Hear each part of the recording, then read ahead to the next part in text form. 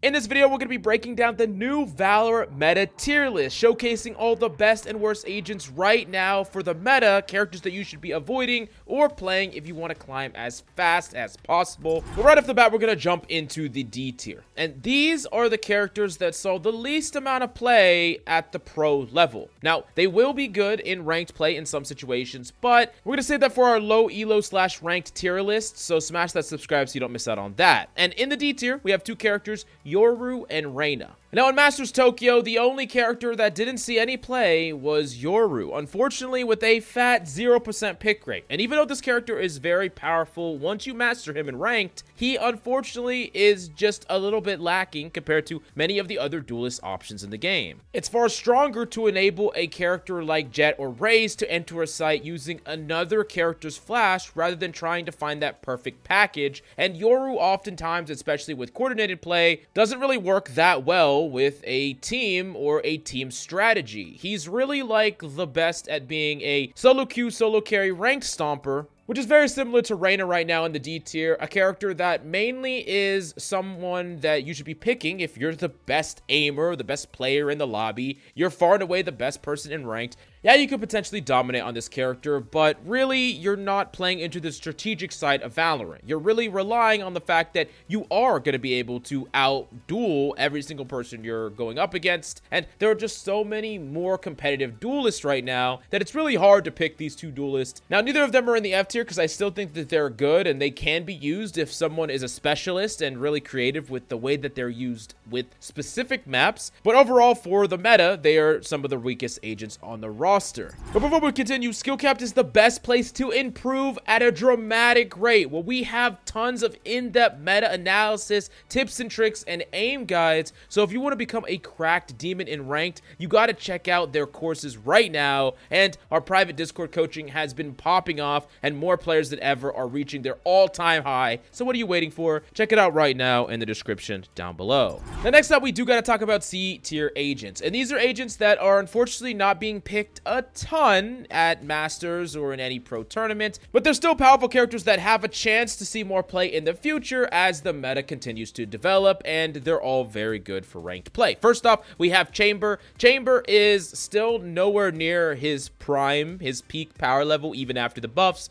Rocking only a 2% pick rate because for an actual Sentinel, there are just much more competitive options. Namely, Killjoy is eating up pretty much all of his pick rate right now. Next up, at 2% pick rate as well, we have Phoenix. We've talked about Phoenix a lot in the past as a character that is a jack of all trades. Good at all, master of none, meaning that he's really good at filling the gaps in a ranked team, right? He's really good at being able to force your team onto site with a wall, flash to entry himself, clear out a cubby, and he can kind of do it all. And this is one of the reasons why he has one of the highest win rates in ranked play, even in Radiant. So, amazing ranked character, of course. But for pro play, ranked stacking, I mean, even duos in a lot of ways, you wouldn't want a character that doesn't have the more strategic strength that can enable each other, and this is why Phoenix is not going to be ever a meta pick in his current state unless everything was like nerfed to oblivion for some reason, but he's always going to be a really strong ranked all-star. Now, the character that is actually very surprising and down this low is Sage. Sage only had a 4% pick rate, and in pro play, this is the lowest we've ever seen for this character. Now, I think historically, Sage has been played on a number of different maps, but the one map she was always played on is Icebox, which is not in the pool. So it makes sense that her guaranteed pick rate slot is just not represented. And then in addition to that, with a lot of the other maps, there are just more competitive options. A split between Killjoy and Cypher are predominantly eating up what Sage would actually play, plus a rise in the meta of double controller compositions just mean that Sage, there's no room for you. But still, I think she's kind of like a sleeping giant where once Icebox comes back, or even a small buff to the character, and she could all of a sudden shoot up in pick rate again. Now we're moving on to the B tier, the most stacked tier, where most agents are sitting in, where they all kind of range between 10% and 20% pick rate. Characters that are good role fillers for certain maps in certain compositions, but they're not mainstays, so you don't expect to see them all the time. But when you do see them, it's typically for a reason and not just a personal preference. Now, first off, we do got to talk about Gecko. Gecko, about 9% pick rate, so I'll play a decent amount on maps like Bind and Haven and Lotus. And really, I think that this character is still being understood. He hasn't been out very long, and it's taking quite a while for people to fully adapt to him, even at the pro level. And I do think realistically, he will slowly start to climb in pick rate as time goes on. Remember, we saw Fade when she was first released. She didn't have that much pick rate, but as time went on and players got better and better, her pick rate grew and grew and grew until eventually she got nerfed. Now, it's unclear if Gecko's going to be that strong down the line, but he does have the utility and the means to be very, very strong and effective, and I do think that he has a high enough skill ceiling that it's going to be a while until people fully unlock this character. So if you want to grind Gecko and really try to push the limits on this character, I don't blame you at all. Speaking of pushing the limits, the next character on the list is Neon, an amazing character that is really good on maps like Fracture and Split, seeing a good amount of playtime with proactive strategies trying to enable the Neon to be able to engage an entry onto a site very aggressively. I do think that Neon is going to be better, of course, in ranked where you can really kind of abuse the movement and be like a pub stomper, but realistically, setting her up with an initiator like Breach and having proactive strategies in ranked with the duo is a really, really strong strategy, and especially on those two maps, I think it's a very strong proactive strategy that you could incorporate in ranked. Next off, we do got to talk about Fade. Fade is seeing a decent amount of play at 11% pick rate, Lotus, Fracture, and Ascent.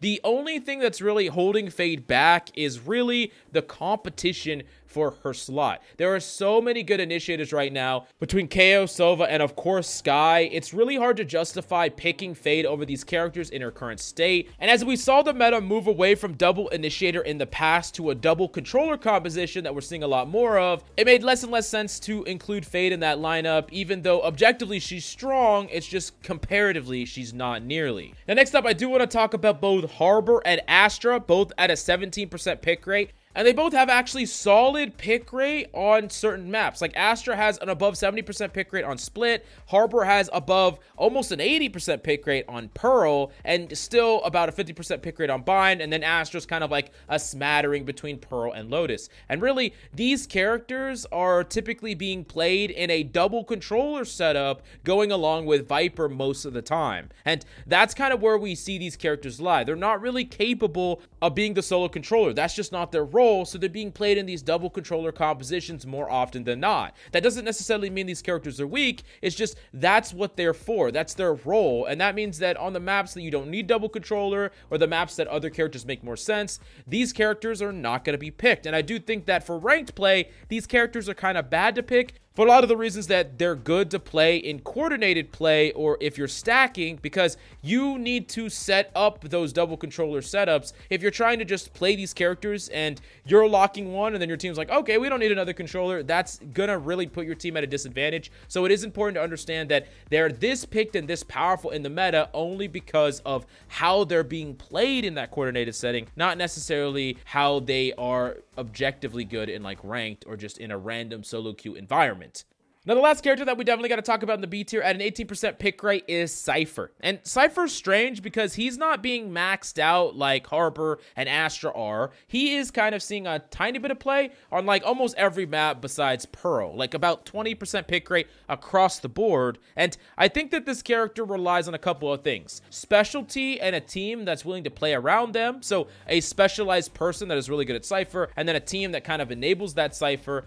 But more than that, this character is only being picked this little because Killjoy is a more reliable Sentinel right now. And with Deadlock being added into the roster, which we'll talk about a bit later, the spot for this kind of effect is definitely being targeted, especially when there's so much utility that can really directly destroy like all of Cypher's setups, which is definitely annoying from a Cypher point of view, but if you learn how to play around it, you can still get a lot of value. And I do think that he's a bit of an underrated pick in ranked as well, where a lot of people see his low pro pick rate and they think that they can't completely farm scrubs with this character, which you can, because really the counter to Cypher is disciplined ability use, which you see less and less in ranked, especially the lower in ranked you go. The next up, we do got to talk about the A tier, and these are the characters characters that are cornerstones of the meta. All of them are about 20% pick rate or above, and they all see very established play on certain maps or a multitude of maps, and they're characters that you can expect to see pretty much in every game and ranked on one or both sides. Now, at the bottom of the list, we have KO at a cracked out 100% pick rate on Ascent, and then a little bit of play on multiple maps. And I think for Ascent in particular, KO works very well at stopping executes by denying utility. There's a ton of pop flashes that you can use that if you are a KO main, I would highly suggest you learn. But I will give a caveat here. KO doesn't have a very high win rate in ranked play, and the reason for that is this character relies you to know all these complex lineups and actually play to them, play to the pop flashes for your team. So really, I don't think that KO is a great solo queue agent, so I would definitely suggest duo queuing if you are. And two, if you're not gonna put the time in to learn these pop flash lineups, you probably shouldn't be playing KO and instead be playing something else. Now, next up, we do got to talk about Sova. And Sova is seeing almost 100% pick rate on Ascent, seeing over 50% pick rate on Haven, and seeing a little bit pick rate on Fracture. And I do think that Sova is incredibly strong, of course, between him and Fade. They're both the information gathering initiators, but right now, the only thing that's really holding him back is that Skye is eating up a lot of the initiator pick rate as kind of like the big winner of the tournament, which we will talk about a little bit later. And Sova is by no means weak. He's still just as strong as ever. It's just there's other characters right now that just fit a composition a bit better, especially when you're trying to aggressively enable one of the top two duelists right now, aka Jet and Raze. You would much rather have something that gathers information and blinds, which we'll talk about a little bit. But Sova, by no means bad. He's definitely an A-tier agent. But next off, we do got to talk about Brimstone at an almost 100% pick rate on Fracture and a 70% pick rate on Bind, sitting at 26% play overall. And really, he's kind of like a specialist controller, where on those specific maps where you don't need to be playing double controller, at least on Fracture, you can definitely play double controller on Bind. He's really, really good at doing his job very well, very consistently. He has a lot of good stall utility with his Molly, and all in all, I do think that he's overall a very powerful dome smoker, and he can kind of stand on his own on certain maps, unlike characters like Harbor and Astra, which almost only get played in the double controller setup. Brimstone can see some solo pick rate play as well as a solo controller. Now, next up, a big jump up in pick rate, all the way to 34% overall. We have Breach, 96% play on Fracture, 88% pick rate on Haven. Now, he only sees play on these two maps, and the reason is because on Fracture, being able to stun and engage your team during retakes is super, super important, and there's a ton of different angles that you can contest and have your duelists engage. And then for Haven, there's a lot of offensive strategies that you can perform on defense, and of course, just really, really clean site executes on attack. Overall, this character works very well on those two maps in particular, but his kit doesn't line up very well with many of the other maps in the game. Still a very strong character on those maps, basically 100% pick rate on them. Now, last but certainly not least, the #1 A-tiered agent in the game is Omen at a 43% pick rate, 83% on Fracture, 81% on Haven, 100% on Ascent. This is the solo dome smoker. When you're looking for a smoker that doesn't really need to play with a Viper, is very, very good at lurking and making plays himself, good at setting up his team with his flash, his paranoia. All in all, this character is amazing, and I think he's actually just as good, if not better, for ranked play. One of the best characters in the game right now, and yes, he doesn't see play on every single map, and there's some maps that are really set up for a line smoker like Viper or a dual controller setup. Of course, Omen doesn't have a place there, and besides Fracture, he's the go-to dome smoker, solo smoker in the game. Now, let's move on to the S tier, and these characters are the defining meta characters. They're the most played, they have the highest pick rates, and they're the characters that you should expect to see, or you should be grinding yourself, because all these characters are just as good in ranked play as they are in pro play, which is actually really surprising, but important. And the first character in the S tier is Viper at a 44% pick rate, seeing play on Split, 70%, 75% on Bind, 79% on Pearl, 58% 78% on Lotus. This character is just irreplaceable. We don't even have Breeze in the map pool, where Breeze is like the best Viper map in existence, and she still has some of the highest pick rate in the game. And realistically, when Harbor was introduced as someone that was supposed to be a fold to Viper to eat up her pick rate, he didn't. All he did was actually slot into a double controller setup with Viper still in it. So she's very, very strong on the maps that you need to play her on those maps that I listed. She's basically a necessary pick, and she's incredibly strong at doing everything that she does. The nerfs that she received didn't touch her in the slightest, and realistically, Viper is a character that if you're a controller main, you need to learn her because she's just needed on a number of different maps.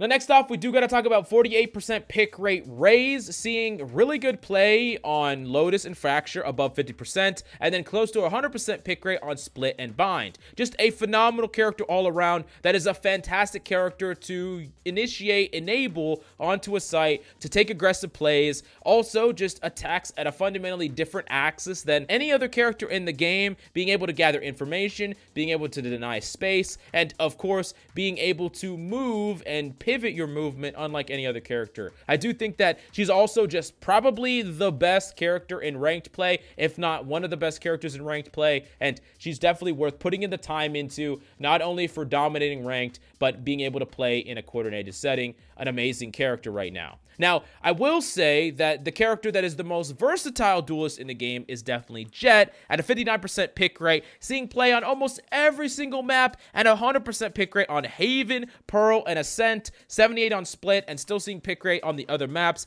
Jett is just really strong right now. Being able to take aggressive duels, get extra value with your knives. All in all, I think this character is a natural fold to some of the Sentinels that are trying to slow down the game, and in a lot of ways, they're kind of the yin and yang of the meta, where Jett is trying to bust open a site and force their way onto it, and Killjoy, the other S-tier character, is trying to slow down the game and draw out sites and really kind of force the enemy to play in a very specific way that they control. Speaking of which, Killjoy with a 59% pick rate as well, 71% on Lotus, over 70% on Fracture, almost maxed out pick rate on Haven, Pearl, and Ascent. Just the best Sentinel that we could be playing right now. Incredibly powerful. Her utility is hard to deal with. She allows you to cheat on certain sites because you can set up a Killjoy with all the utility on one site, and that is like worth almost an extra agent there, so the rest of the team can really be greedy holding the other site. And I think in ranked play, this is even stronger because a lot of teams will just run into a Killjoy and they're just like,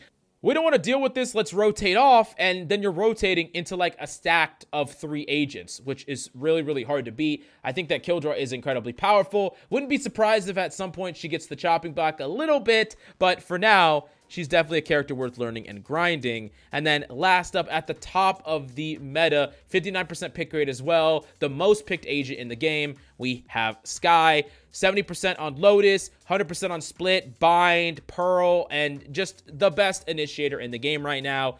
Really amazing at enabling both Jett and Raze to take space onto site, which is one of the reasons why she's so good as an initiator, because not only can she flash her teammates onto site and allow them to take advantage fights, but she can gather info as well. So in a lot of ways, she's like a Sova Breach hybrid, or at least she's playing that way. And really, this character is just super, super strong for both ranked and pro play. One of the best characters that you could possibly be playing. And actually, with her current state and her current pick rate, it's hard to deny that she's probably the best agent in the game right now, although it's very, very close between her, Killjoy, and Jett. Now, I know this leaves one last question. Where does Deadlock belong? And I know this character just came out, and it seems like her abilities are a bit crazy, but let's look at it more logically about what she can bring to the table in the meta that other characters can't. And while she does have a lot of powerful bits of utility, it does seem hard to justify replacing many of the top characters for that slot. Characters like Killjoy, it doesn't necessarily seem like she does what Killjoy can do better, and I do think that she's a lot different than a lot of other Sentinels because she doesn't have to set up a utility pre-fight, and she gets to kind of be a more on-the-go Sentinel, which is definitely a bit unique and different. But I do think that we could maybe see her in double Sentinel setups with Killjoy, or we could see her eating some of Cypher's pick rate, or filling the role as a duelist in a heavily defensive composition or a much slower composition, I do think overall I would probably put her right now in the low B tier, but we're definitely going to have to wait and see how she plays out. Let me know down below where you think Deadlock deserves a spot. And check out SkillCapped for tips, tricks, guides, and everything you need to completely dominate in your ranked and climb to Immortal or Radiant as quickly as possible. Check it out right now in the description down below.